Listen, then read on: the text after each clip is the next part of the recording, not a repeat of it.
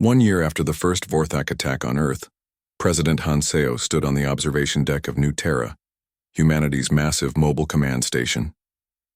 Through the transparent walls, she could see ships from hundreds of worlds docked at the station's ports. The sight still amazed her. Earth, once dismissed as a minor world, now commanded the largest fleet in galactic history. "Status report from all sectors," she requested. Admiral Dong Hyun, now Supreme Commander of Galactic Defense Forces, stepped forward with his tablet. "The Harvester threat has been contained in the Outer Rim. 47 ancient machines destroyed with no new awakenings detected in the past month. Allied forces are maintaining patrols in all high-risk systems. It had taken every innovation, every alliance, and every lesson learned in the war against the Consortium to stop the Harvester plague. The ancient machines had awakened across the galaxy, consuming worlds and building more of themselves. Only the combined efforts of humanity and its allies had prevented total galactic extinction. Chief Engineer Nam Wu supervised the construction of massive defense platforms around vulnerable worlds. His teams worked with species from across the galaxy, sharing human engineering techniques while learning alien construction methods. "The orbital shields around Kepler Prime are complete," he reported. "The fusion-powered defensive grid can stop anything short of a planet killer. We've also finished the early warning network that will detect any Harvester activity within 100 light-years.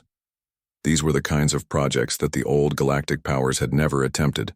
The Consortium had been content to exploit and control. Humanity offered something different: protection and partnership." General Yuri walked through the training grounds where soldiers from dozens of species learned human tactical doctrine. The sight would have been impossible a year ago. Former enemies working together, sharing knowledge and building trust. "How are they adapting to our methods?"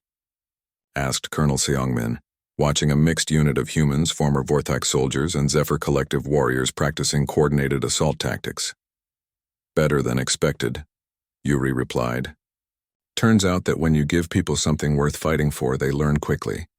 These soldiers aren't fighting for conquest or empire. They're fighting to protect their homes and families. This was the foundation of humanity's new order. Voluntary cooperation instead of forced subjugation.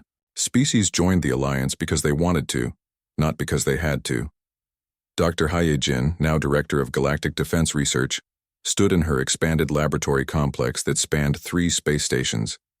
Her fusion technology powered defensive systems throughout the galaxy, but her latest project was even more ambitious.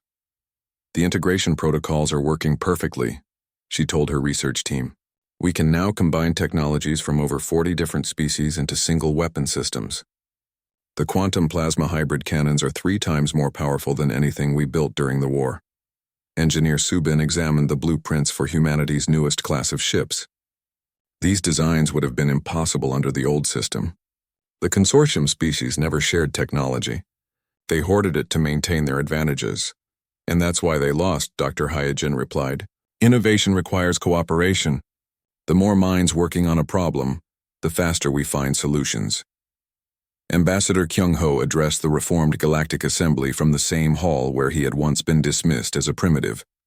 But now the chamber was filled with representatives from free worlds, and his words carried the weight of the galaxy's strongest military force. "The Consortium is formally dissolved," he announced. "In its place, we established the Galactic Alliance, founded on principles of mutual respect, shared defense, and voluntary cooperation. No species will be forced to join, and all members will have equal voices in our decisions." The vote was unanimous. Even former Consortium worlds chose to join humanity's alliance rather than try to maintain their old empires.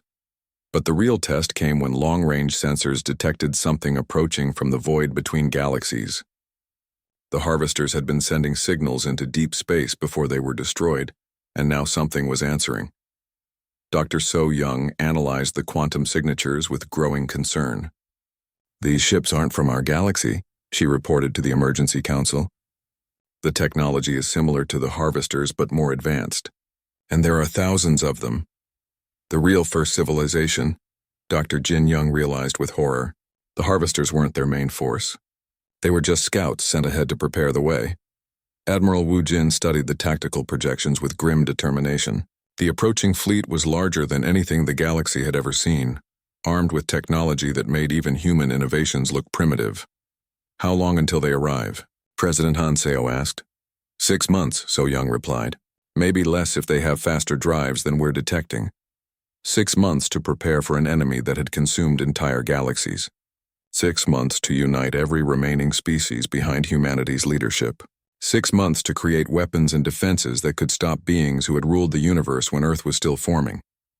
Captain Dahai commanded the Terra's Shield, the most advanced warship ever built, as it led humanity's combined fleet toward the edge of the galaxy. Behind her sailed vessels from every world that had chosen freedom over slavery, innovation over stagnation.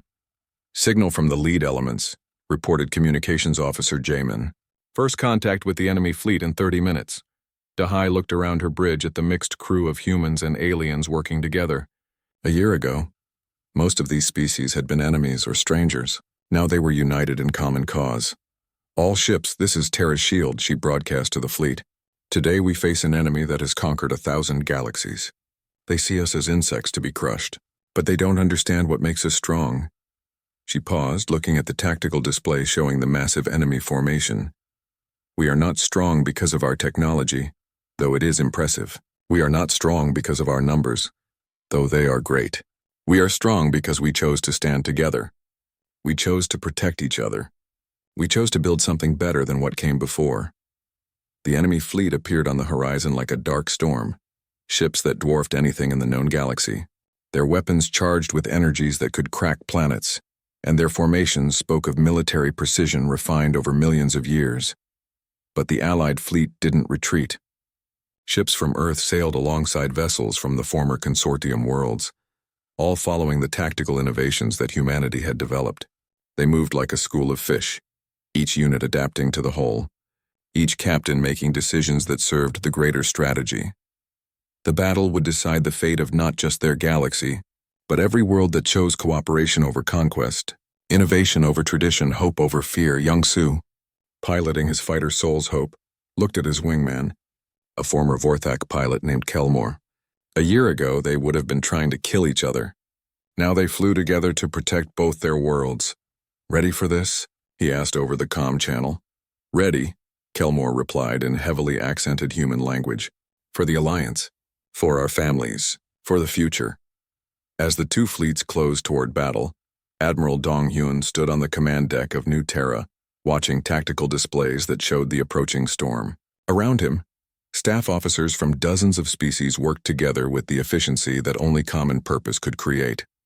All stations report ready, Captain Li Na announced. The galaxy stands united.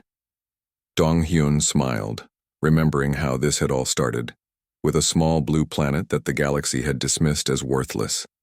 That minor world had become the center of something greater than any empire, a civilization built on the radical idea that different species could work together as equals. Signal the fleet, he ordered. Show them what free peoples can do when they stand together. The battle for the galaxy was about to begin. But regardless of the outcome, humanity had already achieved something unprecedented. They had united the stars not through conquest, but through hope. Earth had once been called a minor world.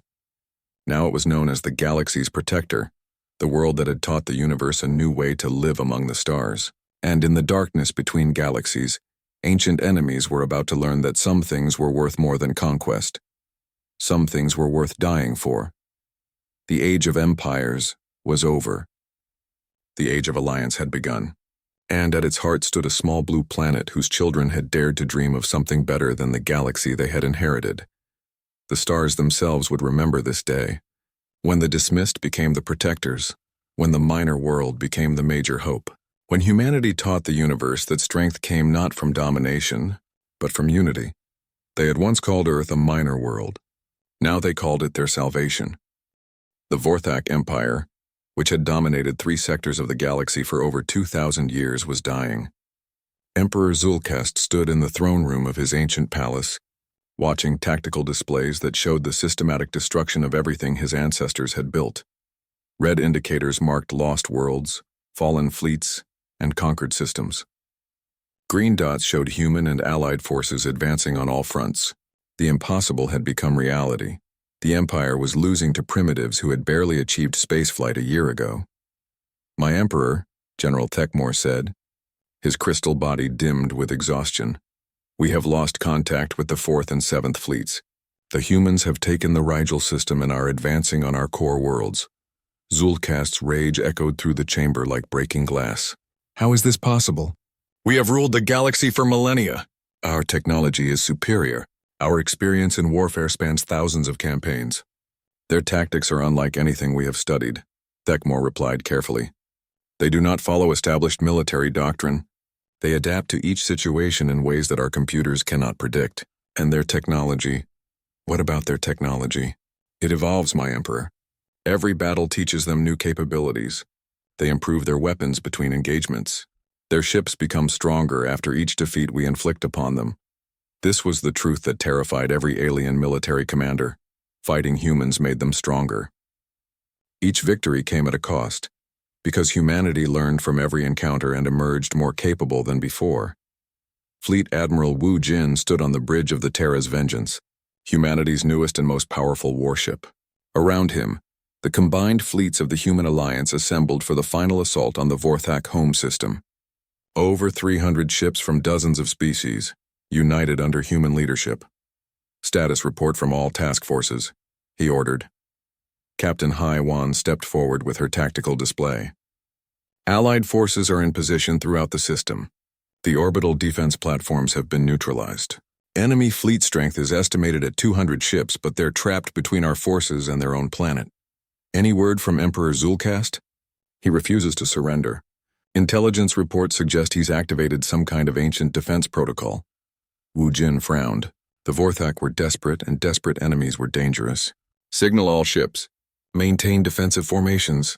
Whatever they're planning, we'll be ready." Captain Da Hai commanded the flagship Terra's Vengeance, a vessel that represented the pinnacle of human-alien technological fusion. Her crew included humans, former consortium species, and rebels from across the galaxy. The bridge was a symphony of different languages and cultures working together. Tactical Officer Chang Min, "Analysis of enemy positions," she ordered. Chang Min, a human who had mastered alien computer systems better than their original designers, studied his screens carefully. "The enemy fleet is arranged in a traditional defensive sphere around their homeworld. They're following doctrine from the Galactic War Manual, Chapter 12, which means they expect us to charge directly at them with overwhelming force," Chang Min replied with a grin. "They still don't understand how humans fight. This was the fundamental difference that had doomed the consortium and its allies. They fought according to rules, following strategies that had worked for thousands of years. Humans fought to win, using whatever methods were most effective. The battle began when pilot Giseok led his squadron of fighters in what appeared to be a suicidal charge at the Vorthak fleet. The aliens responded predictably, concentrating their fire on the approaching humans while maintaining their defensive formation. But Giseok's attack was just a distraction. While the enemy focused on his fighters, Admiral Wu Jin deployed the real assault, quantum phase torpedoes that could pass through normal shields and strike targets directly. "Impact in 3 seconds, reported Weapons Officer Young Mai. "All torpedoes are running true." The Vorthak fleet's shields flared as they attempted to stop weapons that existed partially outside normal space. Most of the torpedoes got through, striking capital ships and causing massive damage. In minutes, the enemy formation was shattered. "By the void," whispered Captain Veltar as he watched his fleet die around him. "What manner of weapons are these?" Emperor Zulkast received the reports from his bunker deep beneath the planet's surface. His empire's greatest fleet was being destroyed by tactics that violated every principle of civilized warfare. Desperation drove him to a decision that would haunt the galaxy. "Activate the ancient protocol," he commanded. His advisors recoiled in horror. "My Emperor, you cannot. That knowledge was forbidden for good reason." "I will not be the ruler who lost everything to primitive mammals," Zulkast snarled. "Activate it now." Deep beneath the planet's crust, machinery that had slept for millions of years began to wake.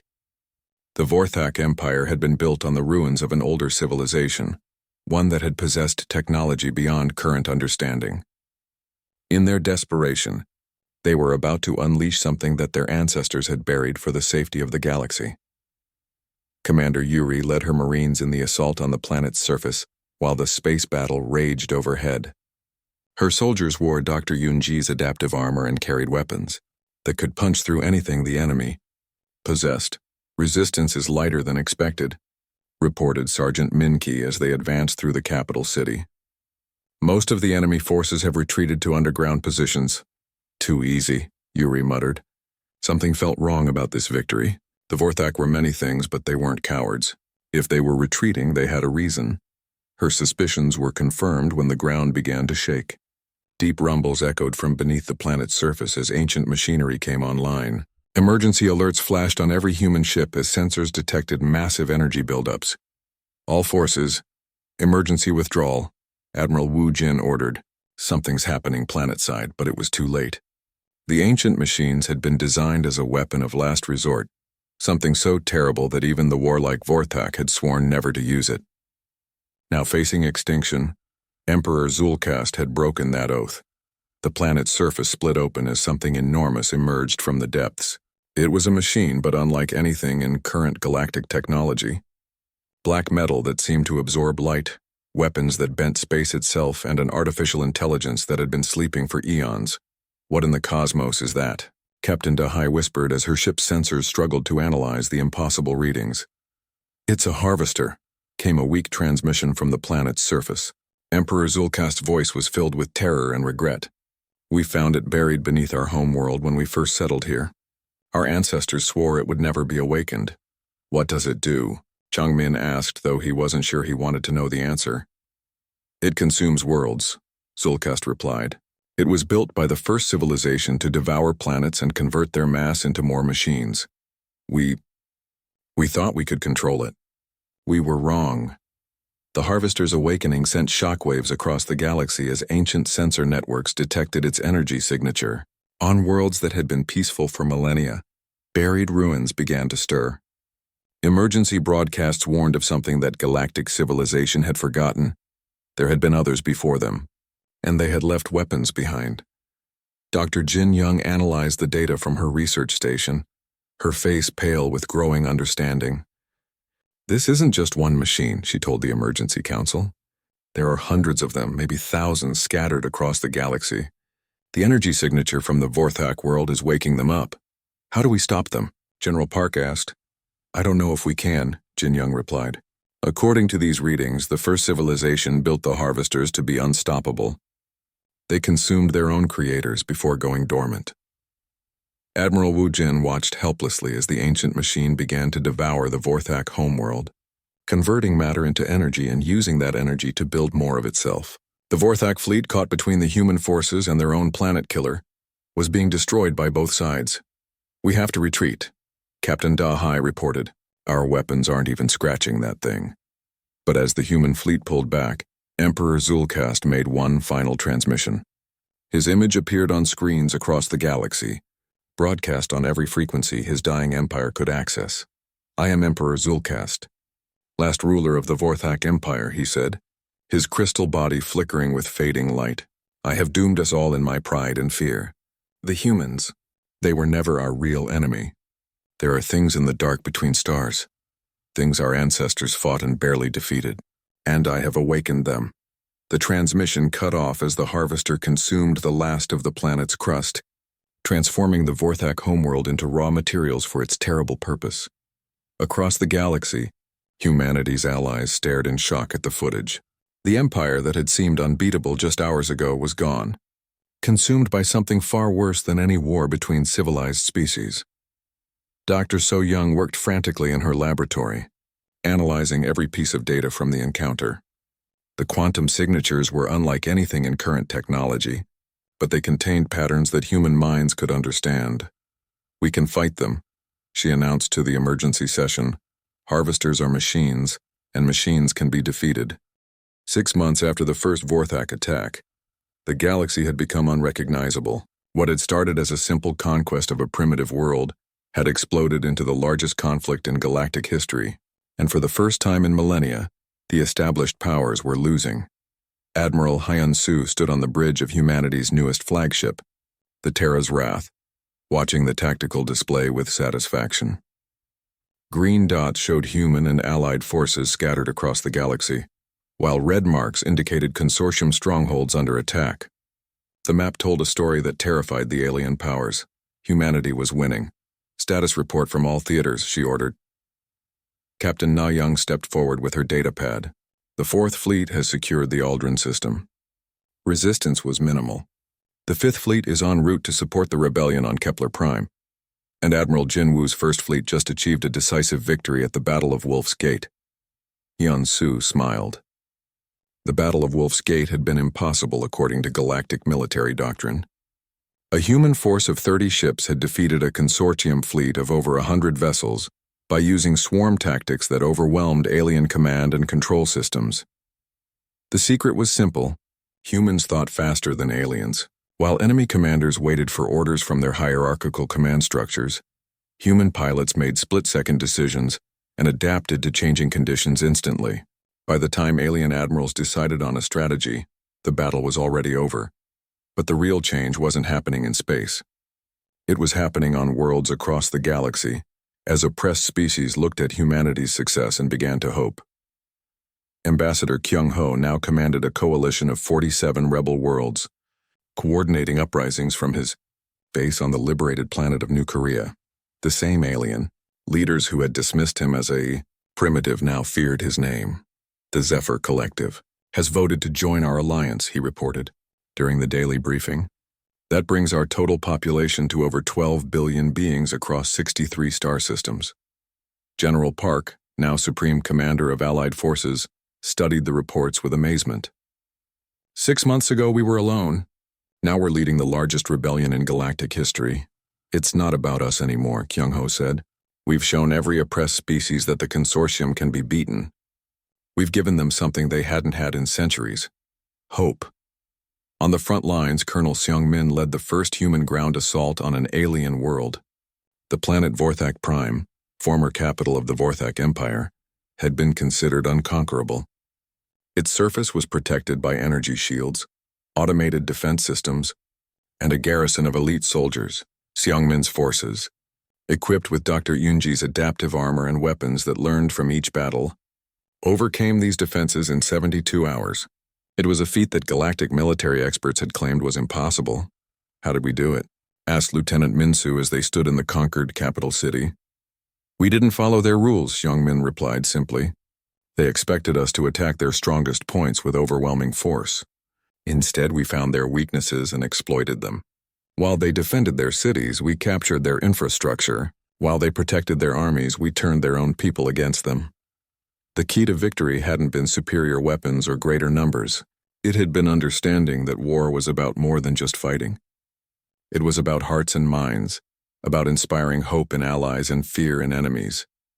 Engineer Subin stood in the construction yards orbiting Earth, watching the completion of humanity's first true dreadnought. The massive ship incorporated technology from dozens of conquered alien vessels, creating something that had never existed before. A hybrid weapon system that combined the best innovations from across the galaxy. She's beautiful, said Chief Engineer Tae Woo, studying the sleek lines of the vessel, and completely impossible according to galactic engineering principles.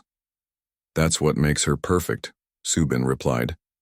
The aliens build ships according to rules that have been unchanged for millennia. We build ships to win wars. The dreadnought Terra's Fury represented everything that made humanity dangerous to the established galactic order. It was innovative, adaptable, and powerful in ways that broke conventional understanding of space warfare. But the most shocking discovery came from xenobiologist Jin Young, who had been studying captured alien databases for months. What she found changed humanity's understanding of the galaxy forever. They're stagnant, she explained to the assembled scientific council. The major galactic powers have been using essentially the same technology for thousands of years. They've stopped innovating, stopped growing, stopped learning. Dr. Hyojin leaned forward, intrigued. How is that possible? Success, Jin Young replied. They conquered the galaxy so completely that they had no reason to change. Why develop new weapons when your old ones can defeat any enemy? Why create new technology when you already rule everything? And then we came along, Dr. Yoonji said with a grin. Exactly. We're everything they're not. Chaotic, innovative, unpredictable. We adapt to every challenge instead of expecting challenges to adapt to us. To them, we're like a force of nature that breaks all their rules. This explained why human forces were so effective against alien enemies. The galaxy's powers had become complacent, relying on proven methods and ancient doctrines. Humanity brought fresh thinking to warfare, creating new tactics and technologies at a pace that left their enemies struggling to respond. Captain Dehai commanded the destroyer, Sol's revenge in the campaign to liberate the slave worlds of the Outer Rim. These planets had been exploited by the Consortium for centuries, their populations forced to work in mines and factories to fuel the galactic economy. Incoming transmission from the surface, reported Communications Officer Jamin. The planetary governor wants to surrender. Another one? Dahai asked with amazement. This was the fifth world to surrender without a fight this month. Word is spreading, Jamin explained. Every world we liberate sends the same message to their neighbors. The humans keep their promises. They really do free enslaved populations and give them self-rule. This was perhaps humanity's greatest weapon. They actually meant what they said. When human forces promised freedom, they delivered it. When they offered alliance, they honored their agreements. In a galaxy built on exploitation and broken promises, simple honesty was revolutionary. Fleet Admiral Wu Jin stood in the command center on Earth, coordinating humanity's growing armada as it spread across the galaxy. The strategic situation that had seemed hopeless 6 months ago now favored the human alliance. The consortium is fragmenting, reported Intelligence Chief Sora. 3 major member species have declared neutrality. The Mining Guild has suspended operations in 12 systems, and there are reports of civil war in the hegemony core worlds. They're discovering what we learned long ago, Wu Jin said. Unity built on fear doesn't last when that fear is challenged. Real unity comes from shared purpose and mutual respect. The human alliance offered something the consortium never could: genuine partnership. Species that joined humanity weren't conquered subjects, they were equals. This simple concept was transforming galactic politics. Dr. So Young made the final breakthrough that would end the war. Working with captured consortium technology and human innovation, she developed instantaneous communication across galactic distances. Not just for human forces, but for every member of the alliance. Do you understand what this means? She asked her research team. The consortium rules through information control. They can respond to threats because they know about them first. But now every free world can coordinate instantly. Their advantage is gone. Pilot Gisiok flew his fighter through the ruins of the consortium's primary fleet base, marveling at how quickly the galaxy's greatest military power had crumbled. The base that had taken centuries to build had fallen in a single day to coordinated attacks by 12 different species. This is Blue Leader to all wings, he reported. Base is secure. No survivors attempting to flee. The consortium's 5th fleet is completely destroyed. As news of victory after victory spread across the galaxy, the impossible became reality. The primitive world that had been dismissed as worthless 6 months ago was now the center of a galactic revolution that was reshaping civilization itself. But in the darkness between stars, ancient sensors were detecting the spreading conflict. Powers older than the consortium, older than any current galactic civilization, were beginning to stir. The noise and energy of the war had attracted attention from things that had slept for millions of years. The galaxy was about to learn that the conflict between humanity and the consortium was nothing compared to what was coming. But for now, humans and their allies celebrated their victories, unaware that their greatest test still lay ahead. News of humanity's victory spread across the galaxy like wildfire. In the halls of power on 1,000 worlds, leaders who had ruled for centuries suddenly faced an impossible truth. The primitives from Sector 7G had defeated a Vorthak battle fleet. Overlord Vexthar of the Galactic Consortium stood before the War Council, his massive form radiating fury. The other council members, representatives of the galaxy's most powerful species, shifted nervously in their seats. "This cannot stand," Vexthar declared, his voice echoing through the chamber. "If these humans are allowed to exist, they will inspire rebellion across our territories. Every primitive world will think they can resist us." The hegemony's representative, a spider-like creature called Tixara, clicked her mandibles in agreement. "My intelligence networks report uprisings on 17 worlds since news of the human victory arrived. The infection is already spreading. Then we crush it," Vexthar said simply.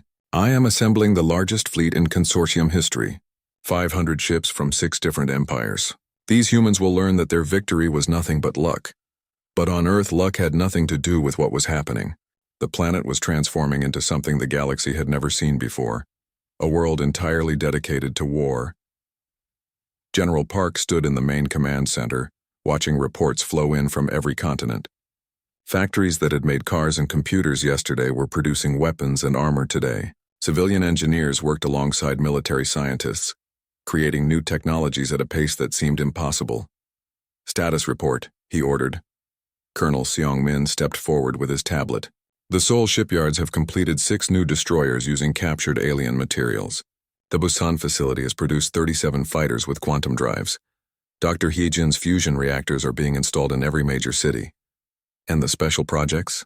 Dr. Yoonji's nanotechnology program has exceeded all expectations," Seong-min replied. "Our soldiers can now adapt their equipment in real time to counter any threat. Engineer Taewoo has converted 80% of our industrial capacity to military production." General Park nodded. The aliens saw humans as primitive because they judged by galactic standards. But those standards assumed that technology advanced slowly, that innovation took centuries. Humans worked differently. When humans were threatened, they adapted. When they were challenged, they evolved. When they were attacked, they became something new.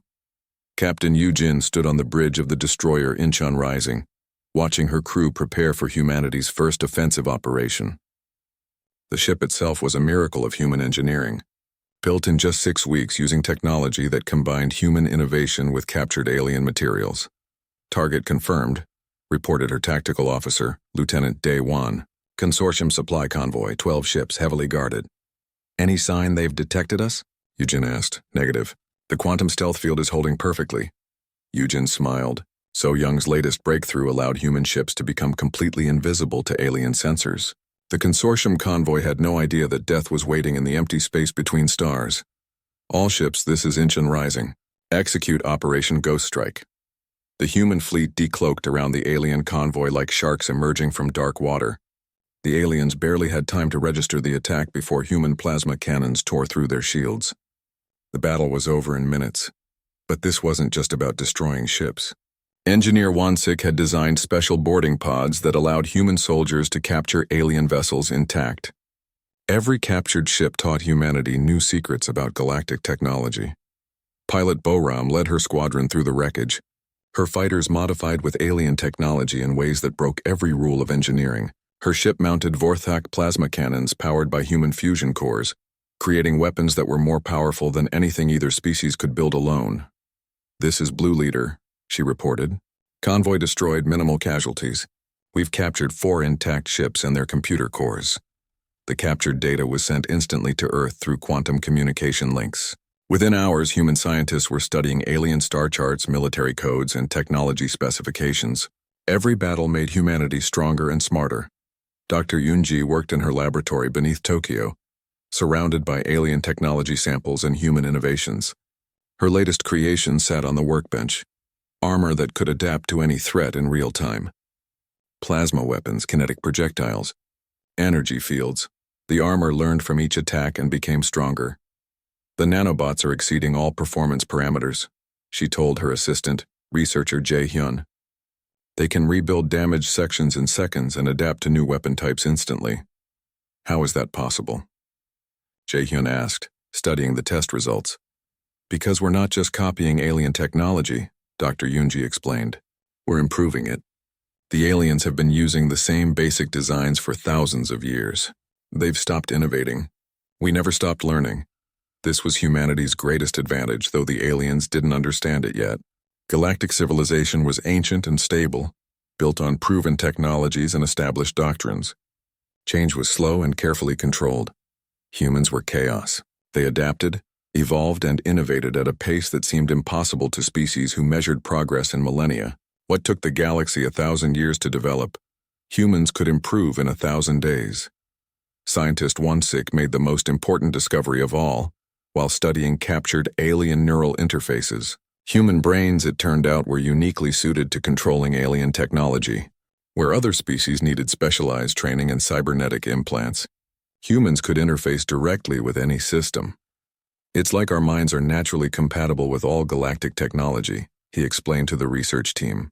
"We can think in ways that other species cannot. We see patterns and connections that they miss." This discovery led to the creation of hybrid weapons systems that combined the best of human and alien technology. Plasma cannons powered by fusion cores, quantum drives guided by human intuition, shields that adapted using nanotechnology. The galaxy had never seen anything like it. Meanwhile, the consortium's massive fleet assembled in the Proxima system. 500 ships from the most powerful military forces in known space. Overlord Vexthar stood on his flagship's bridge, confident that no primitive world could withstand such overwhelming force. "The humans will surrender the moment they see our fleet," he told his admirals. "No species has ever resisted a consortium armada of this size." But Admiral Hyon Su watched the alien fleet gather through long-range quantum sensors and smiled. The aliens still thought in terms of brute force and overwhelming numbers. They hadn't learned the first rule of fighting humans.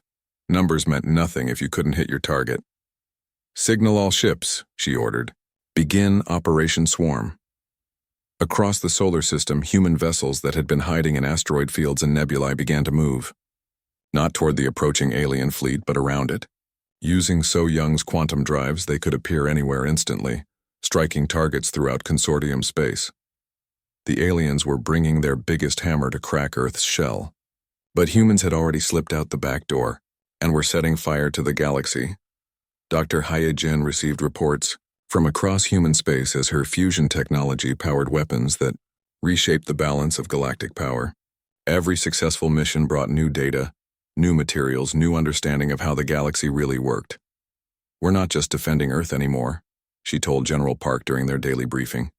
"We're rewriting the rules of galactic warfare." General Park nodded, studying tactical displays that showed human forces striking targets across a dozen star systems. "The aliens wanted to teach us our place in the galaxy. Instead, we're teaching them what happens when you underestimate humanity." The war had begun with Earth as a target. But as human ships struck throughout consortium space and alien fleets found themselves fighting an enemy they couldn't catch or predict, the balance was shifting. The primitives from Sector 7G were becoming something the galaxy had never faced before. An enemy that got stronger with every battle, that learned from every defeat, that turned every challenge into an opportunity to evolve. The aliens were about to discover that attacking Earth hadn't started a conquest. It had awakened something that would change the galaxy forever. Admiral Kethmore stood on the bridge of his flagship, watching Earth grow larger on the main screen. The blue and green planet looked peaceful and defenseless, just as the intelligence reports had promised. His fleet of 93 ships moved through space in perfect formation, their dark hulls gleaming with weapon ports and shield generators. "Such a pretty little world," he said to his second-in-command, Captain Veltar. "Almost seems a shame to conquer it." "The mining guild pays well for intact planets," Veltar replied. "Better to take it whole than blast it to pieces." Kethmore nodded. The Vorthak Empire had conquered hundreds of worlds using the same simple strategy. Arrive in overwhelming force, demand surrender, then strip the planet of anything valuable. The humans would surrender just like all the others. "Open a channel to the planet," he ordered. On Earth, every government leader watched their screens as the alien message came through. The translation was cold and mechanical, but the meaning was clear. "People of Earth," Admiral Kethmore's voice echoed across the planet. "I am Admiral Kethmore of the Vorthak Empire. Your world is now under our control. You have 1 hour to surrender your governments and military forces. Resistance will be met with complete destruction." In the underground command center beneath Geneva, Commander Dong Hyun studied the tactical display. Red dots showed enemy positions, while green dots marked Earth's defensive forces. To any normal observer, it looked hopeless. The aliens had nearly 100 ships, while Earth had maybe 30 vessels that could even reach space. "Orders, sir?" asked Captain Lena, his tactical officer. Dong-hyun smiled. "Signal all ships. Operation Thunderbolt is go." Across the solar system, human ships that had been hiding behind asteroids and moons suddenly powered up. These weren't the crude rockets that Earth had shown the galaxy for decades. These were warships built with fusion reactors that Dr. Hyejin had perfected, armed with weapons that bent the laws of physics. The first shot came from the frigate Soul's Pride, hidden behind the moon.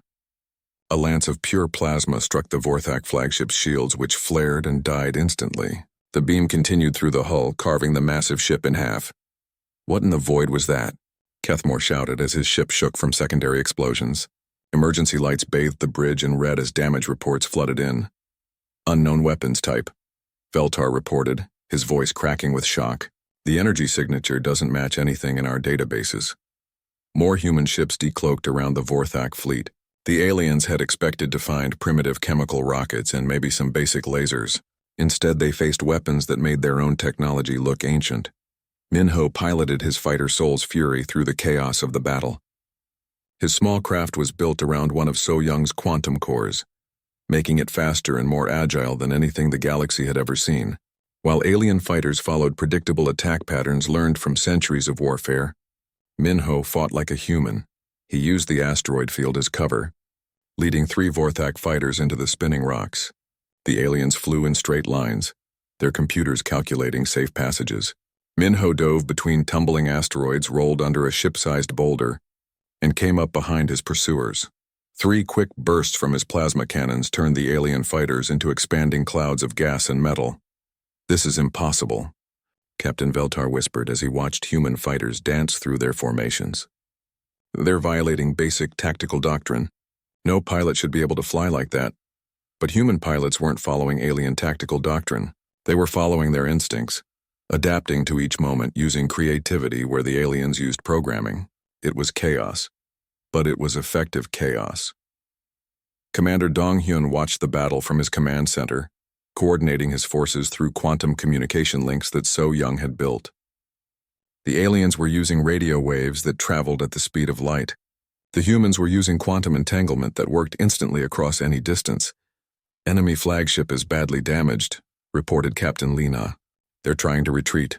"Let them go," Dong-hyun said, but not empty-handed. "Launch the surprise package." High above Earth's atmosphere, the destroyer Incheon Rising fired a single missile at the fleeing Vorthak flagship. The weapon looked simple enough, but it carried something special. A message pod loaded with video recordings of the battle and Earth's real defensive capabilities. Dr. Hai Jin's fusion technology, So Young's quantum drives and human tactical innovations were all there for the aliens to see. The message was clear. Earth was not the primitive world they thought it was. Admiral Kethmore barely escaped with his life. His flagship was dying around him, life support failing and hull breaches on every deck. Of his 93 ships, only 41 survived to retreat. The humans had lost exactly 3 fighters. As his damaged fleet limped away from Earth, Kethmore stared at the blue planet growing smaller on his screen. His hands shook as he recorded his report to the Vorthak High Command. "The intelligence was wrong," he said to the camera. "Completely wrong. The humans are not primitive. Their weapons are more advanced than ours. Their tactics are unlike anything we've ever faced. They fight without honor, without rules, without mercy." He paused, trying to find words for what he had witnessed. "They don't fight like any civilized species. They fight like animals, but animals with the weapons of gods. Request immediate reinforcements. Request the full might of the Empire. Because if we don't stop them here, they will become a threat to the entire galaxy." On Earth, celebrations erupted in every city. The alien invaders had been driven off and humanity had proven it could defend itself. But in the secret facilities where Earth's real strength was hidden, scientists and soldiers knew this was only the beginning. So Young stood in her laboratory, watching quantum readings that showed alien communication networks across the galaxy, lighting up with panicked chatter. The Vorthak defeat was being reported to dozens of worlds, and the reactions were fear and disbelief. "They're scared," she told Minjung, who was analyzing the captured alien technology from the battle. "For the first time in thousands of years, the galactic powers are actually scared." "Good," Minjung replied, studying the wreckage of a Vorthak fighter. "Because we're just getting started." Dr. Hai Jin received the analysis reports from the battle, showing how human weapons had performed against alien defenses. The results exceeded her wildest expectations. Her fusion technology hadn't just matched alien power sources, it had surpassed them. But she knew the aliens wouldn't give up.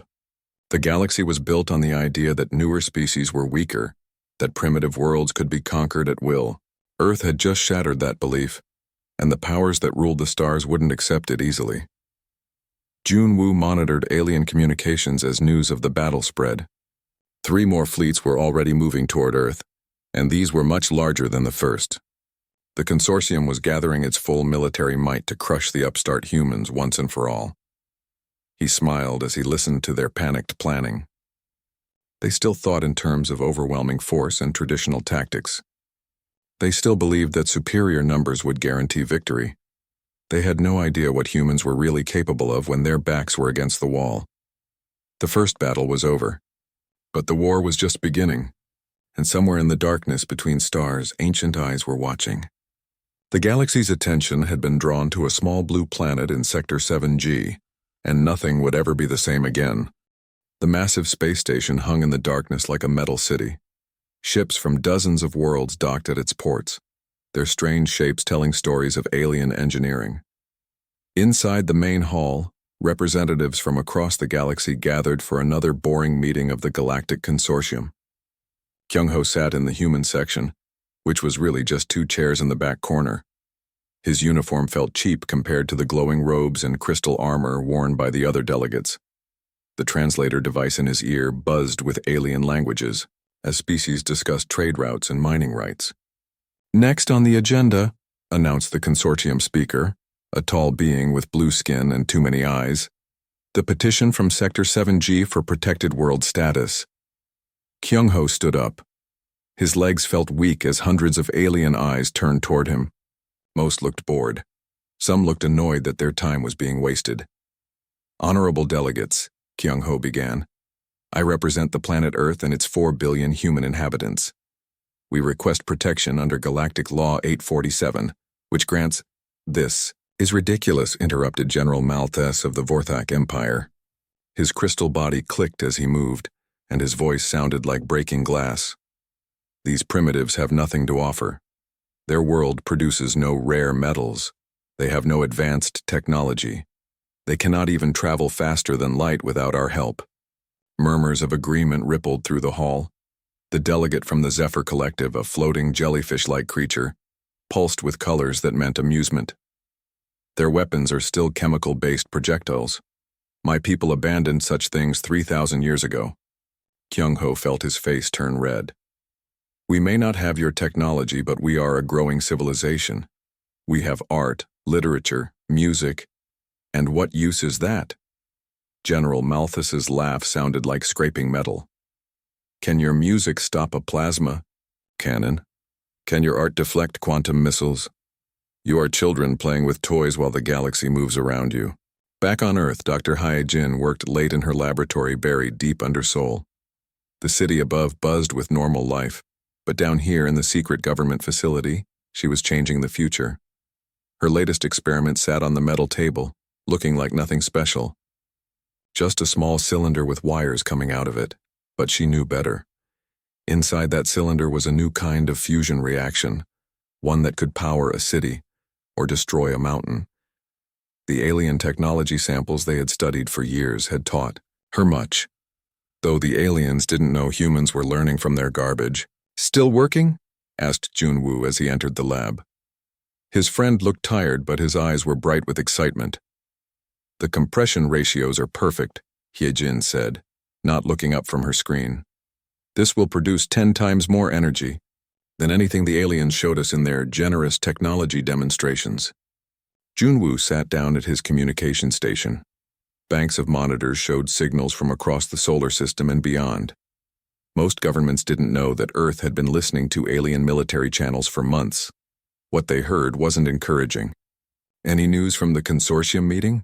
Hyejin asked. "Kyung-ho is still trying," Junwoo replied, adjusting his headset. "But I'm picking up chatter from 3 different fleets, the Vorthak, the Hegemony, and something called the Iron Swarm. They're all interested in our sector for some reason." In the city of Busan, So Young stared at the impossible readings on her screen. The quantum field generator she had built was doing things that broke the laws of physics as the aliens understood them. Space was bending around her machine in ways that should not be possible. Her assistant, Min Jung, looked nervous. "Are you sure this is safe? The energy readings are off the charts." "Safe is relative," So Young said with a grin. "But look at this." She pointed to a graph showing ripples in space-time. "We're not just bending space, we're making it fold. Do you know what this means?" Min Jung shook her head. It means we can step across the galaxy in seconds. While the aliens use their slow hyperspace lanes, we can be anywhere, anytime. So Young's eyes gleamed. The consortium thinks we're primitives who can barely reach our own moon. They have no idea what we're really capable of. Back at the space station, the vote was going exactly as Kyung-ho had expected. Species after species voted against Earth's protection request. The reasons were always the same. Too primitive, no value, waste of resources. The humans cannot even defend themselves, said the representative from the mining guild, a robot with a voice like grinding gears. Their planet will be conquered, within days if any real military force decides to take it.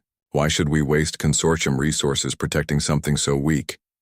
Because, Kyung-ho said, standing again despite the hostile looks, every species deserves a chance to grow. You all had your time to develop without interference. We ask for the same. General Malthes stood up, his crystal body reflecting the lights of the hall. Your time is over before it began, human. The galaxy belongs to the strong. Your species will learn this truth soon enough. The final vote was 847 against, 12 in favor, with 23 abstentions. Earth would remain unprotected. As Kyung-ho gathered his papers, feeling the weight of his failure, he noticed something odd. Several of the alien delegates were whispering urgently among themselves. Their translator devices were turned off, but their body language spoke of excitement and planning. 3 days later, Junwoo's worst fears came true. His monitors lit up with signals from a massive fleet moving toward Earth.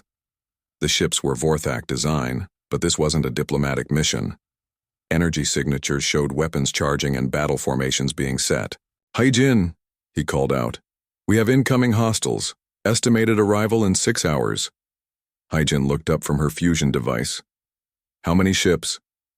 47 capital ships, maybe twice that many smaller vessels. Junwoo's voice was steady, but his hands shook as he worked his controls. It's a full invasion fleet.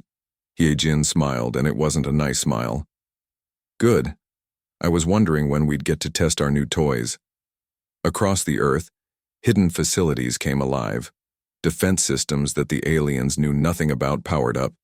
Weapons that shouldn't exist according to galactic technology started charging. And in secret bases around the world, soldiers who had trained for this moment prepared for a war the galaxy thought would last minutes. General Malthes had been right about one thing. The humans were about to learn a truth about the galaxy, but it wasn't the truth he thought he was teaching. The Vorthak fleet approached Earth expecting easy conquest of a defenseless world. They were about to discover just how wrong they were.